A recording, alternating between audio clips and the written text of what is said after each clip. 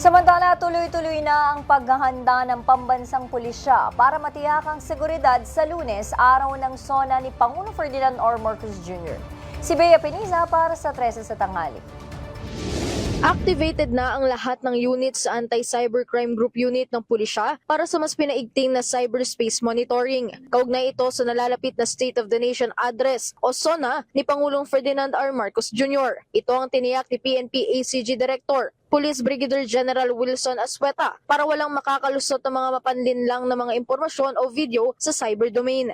Na hindi siya maalarma ng mga fake news o mga maling pinabahaging informasyon sa online. So we need to assure that the public is really confident na safe ang holding ng zona ng ating presidente. Nagbigay na rin ng cybersecurity advisory ang ACG unit para magpaalala sa publiko laban sa mga cybercrime na maaaring isabay sa SONA. Kaugnay nito, nakahanda na rin ang mga miyembro ng pulisya mula sa Police Regional Office 3 para sa augmentation ng tropa. Itatalagang hindi bababa sa 1,500 na pulis na magbabantay ng seguridad sa bahagi ng Ayala Bridge at Menjola. Sa mga point of convergence sa mga ralista at iba pang may mga programa kaugnay sa SONA ng Pangulo. Well, basically, SONA naman kasi yearly naman natin ginagawa. Kumbaga templated na to eh.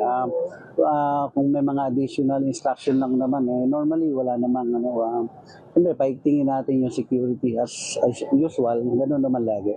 All set na rin ang preparasyon ng National Capital Region Police Office o NCRPO. Sinabi ni NCRPO Regional Director, Police Major General Anthony Aberin na nakalatag na ang lahat ng kanilang security measures. Nakatakda ring itaas ang full alert status sa buong National Capital Region sa Huwebes, July 23 bilang paghahanda.